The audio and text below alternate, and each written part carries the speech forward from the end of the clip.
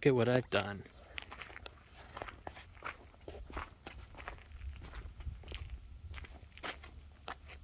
This is an 03 GMC Yukon that I just picked up. And I paid $750 for it. In this car market, that's a pretty crazy deal.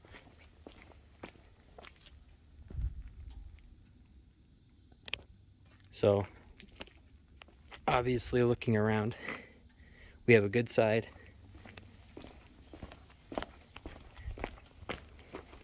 And we have a bad side. So, that is something that it's funny to think about. This is a New York City truck. So, imagine this parked on the side of the street. You have the sidewalk on the passenger side, the road where you have traffic going by on the other side. And you'll find that city trucks like these will get a bunch of damage on the driver's side versus the passenger side.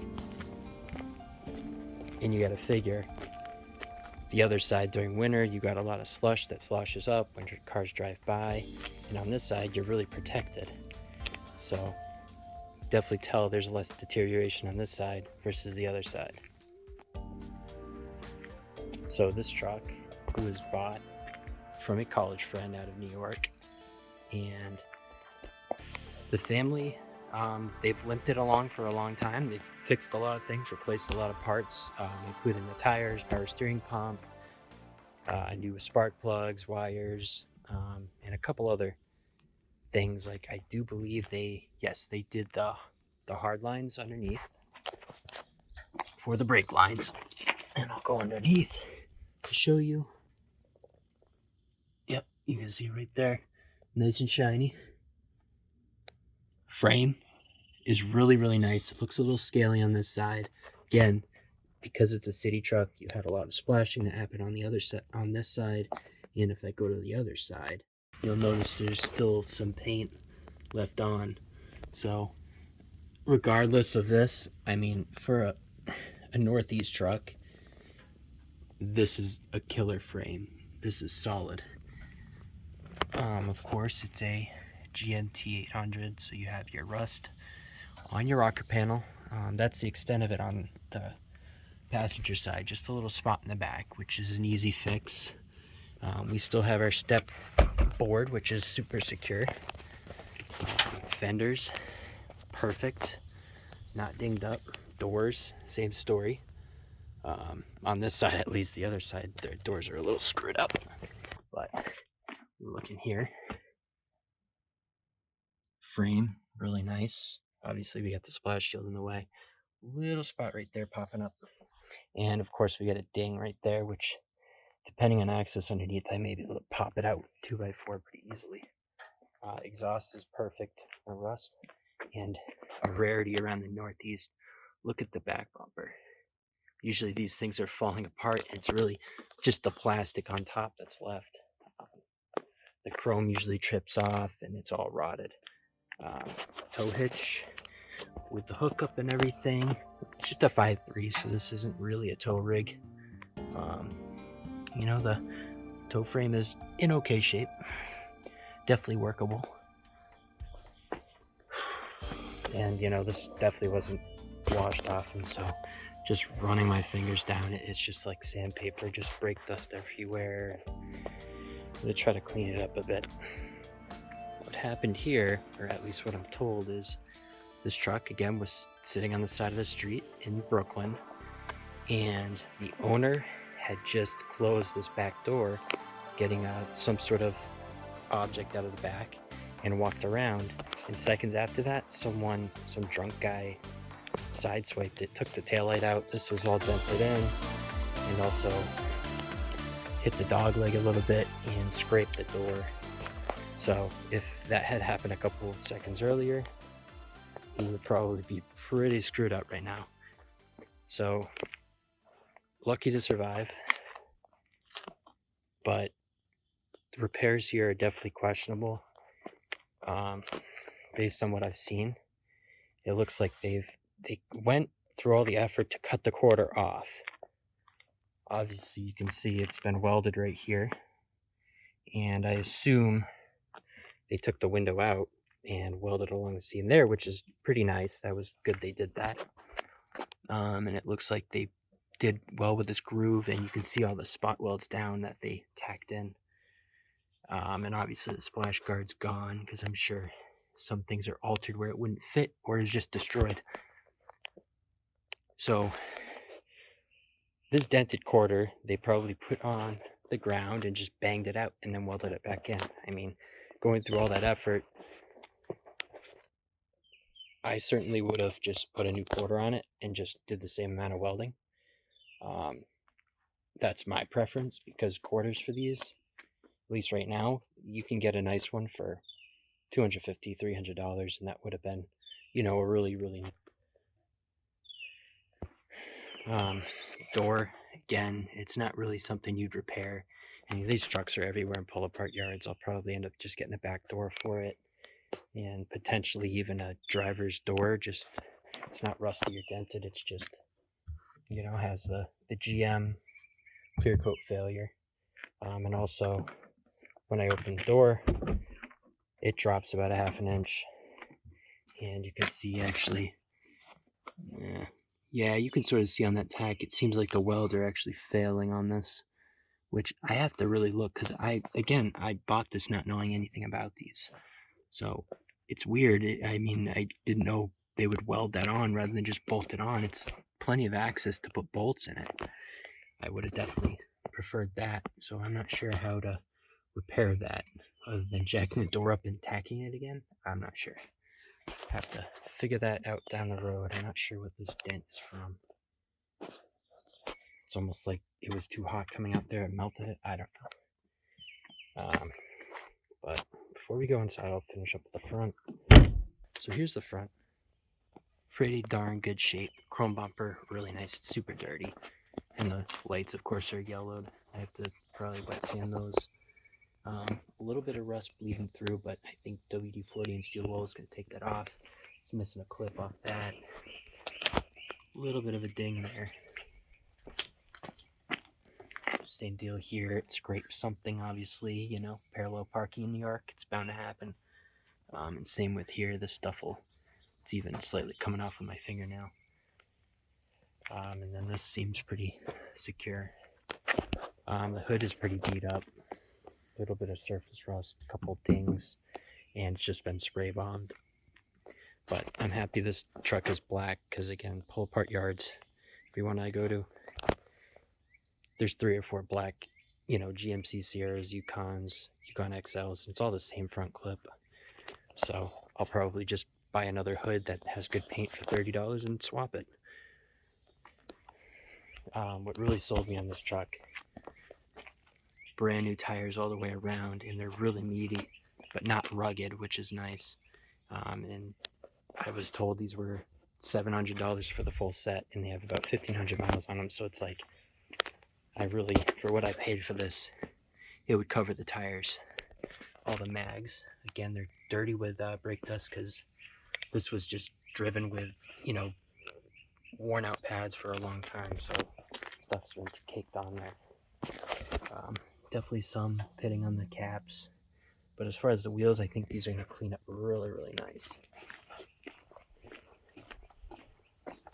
Others are the same story. They're all matching. Achilles, never heard of it, but I guess they have good reviews. And obviously this one's the worst one. I mean, if we could just get this whole corner of this car, just forget about it. Just ignore it. This would be a really nice truck. One thing I've done preemptively is the calipers in the back had failed and they were leaking, and that was another reason I got this really cheap, is they just didn't want to put any more money into it, because they do have a shop do most of their work. So this is probably going to be a $1,000 investment for them to replace these. So I ended up going to Napa, and they had these in stock, which is great. So new pads, new rotors, new calipers, new rubber lines, and in the end I think it was $375 for that fix, and that was the only thing making it not roadworthy. I've been daily driving this the last 3 weeks. Our step side is a little sagged. Another thing I have to find. As far as interior, I've done some work already to it. So this is not part of the work I did. This is some broken things. Obviously, there was a switch issue, and the garage broke it off. And fortunately, the tab is part of the door panel, so I'm not sure how I'm going to fix that. I'll probably do my best to maybe hide a screw somewhere. We're missing the seat memories, which is kind of comical because whenever I unlock this car, it goes to the last setting that was set on that memory, and it was a bigger guy, so every time I hop in this, I have to bring the seat all the way up, recline it forwards, adjust the mirrors, and a little bit of the lumbar, whatever. Part of that $700 car status, but I don't mind. Apart from the broken tab on this, door panel's a little dirty. He was a painter, so there's a little bit of white paint there that'll probably come off. Again, just dirty. Dash, it's all just plastic, but it's not cracked or anything. Steering wheel is pretty worn. What I did in here was I would rather show you the other side, but I found a seat bottom. These seats were destroyed. I found a seat bottom from an Escalade. This is original to this truck. I'm trying to find a seat back so the interior matches, and also Escalade headrest. It's just a straight swap. They're all the same seats, but with a better leather. So we have a full Escalade interior here, which I'm a little bummed because I had a better pair picked out at the junkyard, but I did not realize that these back seats are different from a short wheelbase to an XL or an ESV in the case of Cadillac. So luckily there was also a short wheelbase Escalade there, and I got these seats out of there, but the seats I was grabbing out of the ESV were perfect, absolutely perfect. Because there's a little bit of rust on some of the mounts at the bottom. These are obviously a higher mileage truck, but no rips, no wrinkles. Dirty again. This will all come off. And no weird staining at the headrest from greasy hair and such. Has entertainment system, which who knows what use that'll have now.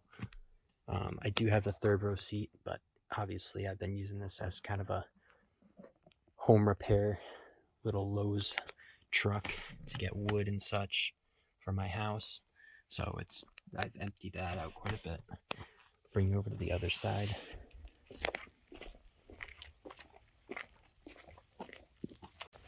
So this is the other side, the other seat, in pretty darn good shape. A little worn out.